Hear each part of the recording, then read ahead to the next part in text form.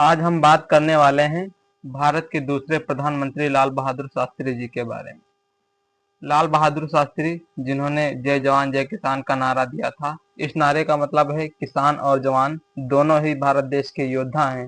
लाल बहादुर शास्त्री जब रेल मंत्री के पद पर थे तो 1956 में एक रेल दुर्घटना हो गई, तो उन्होंने उस रेल दुर्घटना का खुद को नैतिक जिम्मेदार मानते हुए अपने पद से इस्तीफा दे दिया।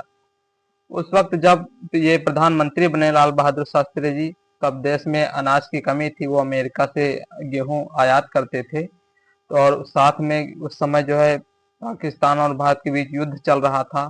तब अमेरिका के राष्ट्रपति जो हुए थे, उन्होंने लिंडन बी जॉनसन, उन्होंने कहा था अगर भारत पाकिस्तान के साथ युद्ध नहीं रोकता तो हम अमेरिका वाले उन्हें गेहूं निर्यात नहीं करेंगे। तब लाल बहादुर शास्त्री जी ने जवाब में कहा था कि चाहे हम भले ही दिन में एक बार खाना खाएं, लेकिन हम अमेरिका के सामने घुटने नहीं टेकेंगे।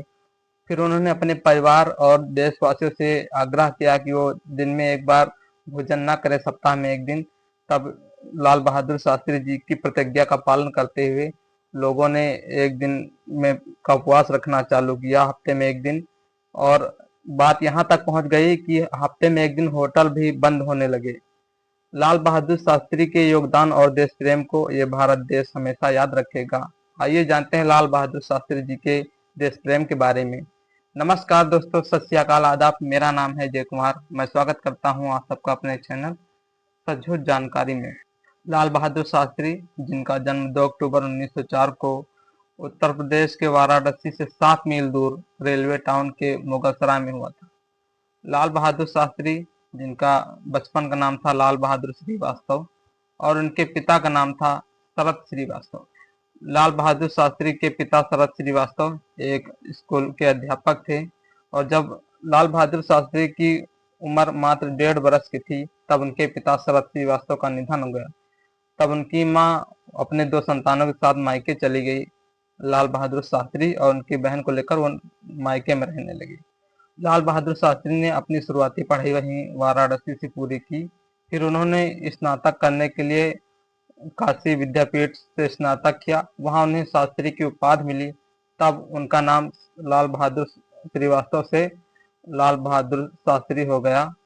भारतीय संघ सेवा से जुड़कर लाल बहादुर शास्त्री ने अपने राजनीतिक जीवन की शुरुआत की। लाल बहादुर शास्त्री एक सच्चे गांधीवादी थे। उन्होंने गांधी जी के साथ तमाम स्वतंत्रता आंदोलन और कार्यक्रमों में भाग लिया, जिसके परिणाम स्वरूप उन्हें कई बार जेल की यात्रा भी करनी पड़ी। सन 1920 में जब गांधी जी के नेतृत्व में एक अहिंसक आंदोलन, असहयोग आंदोलन चलाया गया, तो शास्त्री जी ने इसमें असहयोग आंदोलन में भी भाग लिया। गांधी जी के असहयोग आंदोलन, जिसका उद्देश्य था ब्रिटिश सरकार और ब्रिटिश सरकार की संस्थाओं को का बहिष्कार करना। लोगों से आग्रह किया गया कि जो लोग ब्रिटिश सरकार, उनके कॉलेज, स्कूल, न्यायालयों में नौकरी कर रहे हैं, उनका वो बहिष्कार करें, अपनी देसी चीजों का इस्तेमाल करें, देश की चीजों का, और जो विदेश से बनी चीजें हैं उनका बहिष्कार करें। फिर 1928 में लाल बहादुर शास्त्री जी की शादी ललिता देवी से हुई। फिर 1930 में लाल बहादुर शास्त्री और ललिता जी की पहली संतान हुई। लाल बहादुर शास्त्री जी के कुल 6 संतानें थी, 4 बेटे और 2 बेटियां। उनके 4 बेटों के नाम हरिकृष्ण, अनिल, सुनील और अशोक, और उनकी 2 बेटियों के नाम थे कुसुम और सुमन। लाल बहादुर शास्त्री ने गांधी जी ने का आंदोलन किया, यात्रा निकाली, दांडी मार्च की, तो लाल बहादुर शास्त्री ने उसमें भी भाग लिया। दांडी मार्च यात्रा, जो साबरमती आश्रम से गुजरात दांडी तक 386 किलोमीटर की यात्रा निकाली गई थी, दांडी मार्च निकाला गया था। दांडी मार्च यात्रा का उद्देश्य था ब्रिटिश सरकार जब के कानून का विरोध करना। 1882 में ब्रिटिश सरकार ने एक नया नमक कानून लागू किया था, जिसमें ये कहा गया था कि नमक खरीदने और बनाने का अधिकार सिर्फ ब्रिटिश सरकार के पास है, अंग्रेजों के पास है। कोई भी भारतीय व्यक्ति ना तो नमक बना सकता है, ना ही बेच सकता है। वो सिर्फ नमक खरीदेगा, वो उत्पादन नमक का नहीं कर सकता। वो सिर्फ ब्रिटिश से ही नमक खरीद सकता है। फिर 1937 में देश का पहला चुनाव हुआ, जिसमें शास्त्री जी 1937 में संयुक्त प्रांत विधानसभा में निर्वाचित हुए। संयुक्त प्रांत, जिसे 24 जनवरी 1950 को इसका संयुक्त प्रांत का नाम बदलकर उत्तर प्रदेश रखा गया। सन 1942 में जब भारत छोड़ो आंदोलन गांधी जी ने चलाया तो शास्त्री जी ने उसमें भी गांधी जी का साथ दिया। भारत छोड़ो आंदोलन जिसका उद्देश्य था भारत में पूर्ण रूप से अंग्रेजों से स्वतंत्रता। शास्त्री जी पुरुषोत्तम दास टंडन, गोविंद वल्लभ पंत और नेहरू जी को अपना आदर्श मानते थे। आजादी के बाद गोविंद वल्लभ पंत ने शास्त्री जी को अपने मंत्रिमंडल में शामिल किया। शास्त्री जी को पंत जी ने पुलिस और परिवहन मंत्री बनाया, जिसमें शास्त्री जी ने पहली बार महिलाओं को बस कंडक्टर नियुक्त किया और उन्होंने पुलिस को सख्त निर्देश दिए कि कोई भी पुलिस अधिकारी अगर कहीं पर भीड़ इकट्ठा हुई है तो उस पर लाठी ना चलाए, बल्कि लाठी चलाने के बजाय वो उन पर पानी की बौछार से भीड़ को दूर करे। 1951 में नेहरू जी को जो है अखिल भारतीय राष्ट्रीय कांग्रेस का अध्यक्ष नियुक्त किया गया और साथ ही लाल बहादुर शास्त्री जी को कांग्रेस का सचिव नियुक्त किया गया। इसी वर्ष जो है शास्त्री जी को राज्यसभा के लिए चुना गया। फिर नेहरू जी ने शास्त्री जी को अपने मंत्रिमंडल में शामिल किया और उन्हें रेल मंत्री का पद दिया। और फिर 1956 में एक आकस्मिक रेल दुर्घटना हो गई।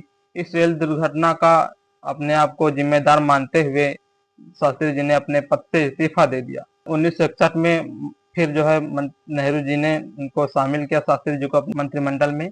इस बार उन्हें जो है गृह मंत्री बनाया गया। नेहरू जी ने कई मंत्रालय में का पद उन्हें दिया गया, जैसे संचार एवं उद्योग मंत्रालय, परिवहन मंत्रालय। जब नेहरू जी अस्वस्थ रहने लगे तो उन्होंने बिना विभाग के मंत्री के पद पर काम किया। शास्त्री जी के अच्छे चरित्र को देखते हुए 1964 में इन्हें प्रधानमंत्री बनाया गया। शास्त्री जी के प्रधानमंत्री का सफर कुछ इस प्रकार था।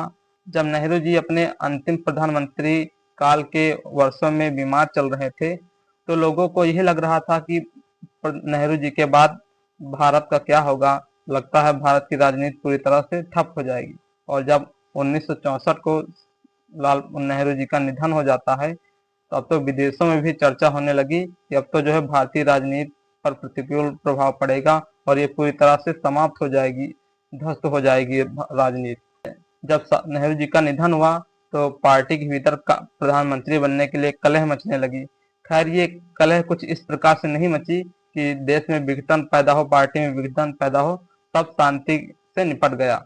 जब नेहरू जी का निधन हुआ तो उनके बाद गुलजारीलाल नंदा को 27 मई 1964 को कार्यवाहक प्रधानमंत्री बनाया गया। जब तक कि पूरी पार्टी अपना एक संसदीय नेता नहीं चुन लेती तब तक वो कार्यवाहक मंत्री बने रहे गुलजारीलाल नंदा। प्रधानमंत्री के लिए जो होड़ मची थी, इलेक्शन चल रहा था, वो फिर दो लोगों के बीच था, शास्त्री जी और मोरारजी देसाई के बीच। मोरारजी देसाई जो एक वरिष्ठ और अनुभवी कांग्रेसी नेता थे, उनके ईमानदारी और प्रशासनिक कौशल के बारे में उनको जाना जाता था देसाई जी को, और साथ ही उन्हें कठोर और दक्षिणपंथी भी माना जाता था। और इधर लाल बहादुर शास्त्री जी एक जो है मृदुभाषी और सच्चरित्र प्रकृति के व्यक्ति थे। जब दोनों के बीच इलेक्शन कराया गया, बहुमत कराया गया, तो शास्त्री जी को देसाई जी की अपेक्षा अधिक बहुमत मिला और 9 जून 1964 को शास्त्री जी भारत के दूसरे प्रधानमंत्री के तौर पर उन्होंने शपथ ली। प्रधानमंत्री बनने के बाद शास्त्री जी ने जो है विदेश मंत्रालय, आणविक मंत्रालय अपने पास रखा, लेकिन बाद में जो है विदेश मंत्रालय उन्होंने स्वर्ण सिंह को सौंप दिया। और जब वो प्रधानमंत्री बने तो उन्होंने देश को संबोधित करते हुए कहा, सभी राष्ट्र के जीवन में एक बार ऐसा समय जरूर आता है जब वो इतिहास के ऐसे चौराहे पर खड़ा होता है और उसे आगे तरक्की की ओर आगे बढ़ने के लिए एक रास्ता चुनना पड़ता है, लेकिन हमारे पास ना ही दाएं देखने की आवश्यकता है, ना ही बाएं, ना ही आगे ना पीछे। हमें राष्ट्र के निर्माण के लिए आगे बढ़ना है।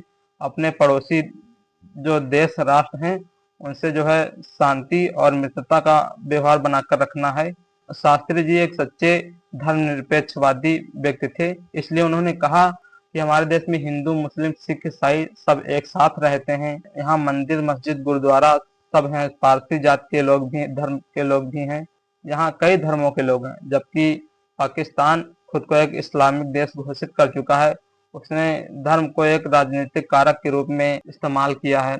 और जबकि भारत में सभी लोगों को अपना अपना धर्म चुनने का अधिकार है, प्रार्थना पूजा करने का अधिकार है, चाहे वो नमाज पढ़े, कुछ भी करे, सबको अपना अपना धर्म चुनने का अधिकार है। और शास्त्री जी ने कहा, अगर रही राजनीति की बात तो सबसे पहले इस देश के वासी, चाहे वो हिंदू हो या मुसलमान, वो सबसे पहले भारतीय है। पाकिस्तान और हिंदुस्तान के बीच 1965 में युद्ध चल रहा था, तो अमेरिका में एक 480 पीएल समझौता हुआ था। इसके तहत अमेरिका भारत को गेहूं निर्यात करेगा, भारत अमेरिका से गेहूं आयात करेगा, क्योंकि उस समय पैदावार बहुत कम थी। यह एक सोचनीय विषय था अनाज कम पैदावार के बारे में। जब अमेरिका में एक नए राष्ट्रपति चुना गया, लिंडन बी जॉनसन, तो उन्होंने भारत को धमकी दी। प्रधानमंत्री लाल बहादुर शास्त्री से कहा कि अगर भारत पाकिस्तान से युद्ध विराम नहीं करता तो हम भारत को गेहूं निर्यात नहीं करेंगे। तब लाल बहादुर शास्त्री ने जवाब में कहा था, चाहे हम दिन में एक बार खाना खाएं, लेकिन हम अमेरिका और पाकिस्तान के सामने घुटने नहीं टेकेंगे। सबसे पहले लाल बहादुर शास्त्री ने अपने सदस्यों से कहा कि हम हफ्ते में एक बार भोजन का त्याग करेंगे, व्रत रखेंगे, ताकि जो जरूरतमंद लोगों को भोजन मिल सके। इसके लिए सबसे पहले परिवार के बाद, फिर उसके बाद उन्होंने देशवासियों से आग्रह किया कि वो हफ्ते में एक बार जो है उपवास रखें। सभी देशवासियों ने बढ़ चढ़ कर इसमें भाग लिया, शास्त्री जी की प्रतिज्ञा का मान रखा, और बात यहाँ तक पहुंच गई कि हफ्ते में एक बार दिन सोमवार चुना गया। उस दिन होटल, भोजनालय, ढाबे सब बंद रहते थे। शास्त्री जी ने कम पैदावार को देखते हुए देश में हरित क्रांति की स्थापना की। ताशकंद में जनवरी 1966 में एक दक्षिण एशिया शांति सम्मेलन आयोजित किया गया, जिसे सोवियत राष्ट्रपति अलेक्सी कोसिगिन द्वारा आयोजित किया गया। कोसिगिन की मध्यस्थता में ही संभव हो सका कि पाकिस्तान के राष्ट्रपति आयूब खान और भारत के प्रधानमंत्री लाल बहादुर शास्त्री मिले और अपने देशों के बीच सामान्य और शांतिपूर्ण संबंधों को पुनः स्थापित करे। इसके लिए 10 जनवरी 1966 को ताशकंद के घोषणा पत्र पर दोनों देशों के राष्ट्रपति और भारत के प्रधानमंत्री ने हस्ताक्षर किए। ताशकंद घोषणा का अर्थ था भारत और पाकिस्तान के बीच शांति बनाए रखने के लिए एक रूपरेखा बनाना। जब ये इस पर हस्ताक्षर किए गए तो पाकिस्तान के लोगों ने इस पर घोर विरोध जताया, और वहां पाकिस्तान में इसके खिलाफ जो है, समझौते के खिलाफ दंगे भी हुए। खुद जुल्फिकार भुट्टो ने जो है इस समझौते से और आयूब खान से दूरी बना ली और खुद की एक अपनी राजनीतिक दल अपना बना लिया। फिर 11 जनवरी 1966 की सुबह रहस्यमय परिस्थिति में लाल बहादुर शास्त्री जी का निधन हो गया। ये रही लाल बहादुर शास्त्री जी के जीवन से जुड़ी जानकारी। आपको कैसे लगी कमेंट में जरूर बताएं। अगर ये जानकारी आपको अच्छी लगी हो तो हमारे वीडियो को लाइक कीजिए, चैनल को सब्सक्राइब कीजिए, और मिलते हैं फिर किसी वीडियो में आपको जागरूक करने के लिए। तब तक के लिए धन्यवाद। जय हिंद, जय भारत।